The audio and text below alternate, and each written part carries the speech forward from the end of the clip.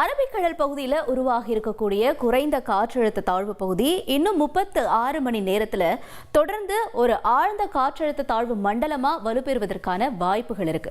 இப்ப இந்த நிலையில வரக்கூடிய நாட்கள்லையும் இன்னைக்கும் எங்கெங்கெல்லாம் தமிழகத்தை பொறுத்த வரைக்கும் மழை இருக்கும் அப்படிங்கறத நம்ம செயற்கைக்கோள் படம் என்ன சொல்றது அப்படிங்கறத பார்க்கலாம்.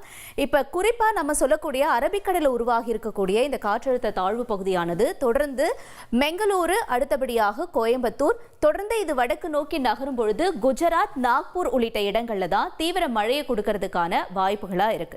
இன்றைய நாளை நம்ம பொறுத்த வரைக்கும் பார்க்கும் பொழுது குறிப்பா சொல்லக்கூடிய மேற்கு தொடர்ச்சி மலை பகுதிகளில் தான் நம்ம இந்த மழையை அதிகமா எதிர்பார்க்கக்கூடிய ஒரு காட்சிகளா இருக்கு.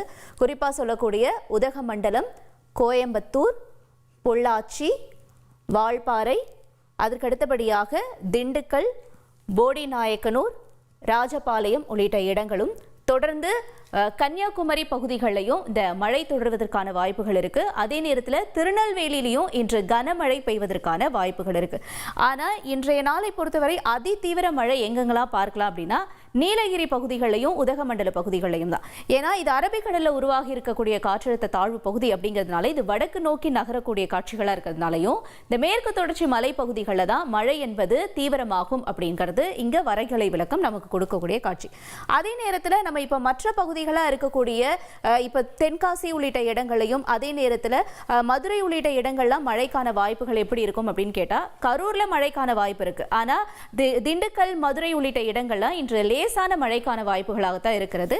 இப்ப வடகடலோர பகுதிகள் அப்படின்னு நம்ம பார்க்கும்பொழுது சென்னையில நேற்று லேசான மழைக்கான காட்சிகள் நம்ம இருந்துச்சு. ஆனா இன்றைய நாளை பொறுத்த வரைக்கும் சென்னையில வானம் ஓரளவு மேகமூட்டத்துடன் தான் காணப்படும் அப்படிங்கிறனாலும் அதே நேரத்தில் இப்ப வெயில் அப்படின்னு பார்க்கும்பொழுது ஒரு 20 இருந்து 30 டிகிரி செல்சியஸ் வரைக்கும் தான் நம்ம வெயில உணரக்கூடிய ஒரு தருணங்களாகவும் இருக்கு. இப்ப இந்த மழையானது தொடர்ந்து அடுத்தடுத்து வரக்கூடிய நாட்கள்ல நம்ம பார்க்கும் பொழுது இது 26 இருந்து 27 தேதி வரைக்கும் நீடிக்கும் அப்படின்னு சொல்றாங்க. ஏன்னா இது வடக்கு நோக்கி நகருது இல்லையா? வடக்கு நோக்கி நகரும் பொழுது நமக்கு ஒரு 27ஆம் தேதி போல சென்னையில ஒரு அதி கனமழைக்கான வாய்ப்புகள் இருக்கிறதாக நம்ம பார்க்கிறோம்.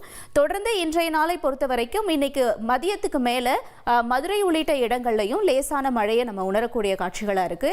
இது மேலூர், சிவகங்கை, மானாமதுரை, பரமக்குடி, ராமநாதபுரம், சாத்தூர், கோவில்பட்டி, அதை தொடர்ந்து பேரையூர், வாடிப்பட்டி, திண்டுக்கல், வேடச்சந்தூர், மணப்பாறை, திருச்சி வரைக்கும் கூட இந்த மழையை இன்று நாம எதிர்பார்க்கலாம் நேர்களே.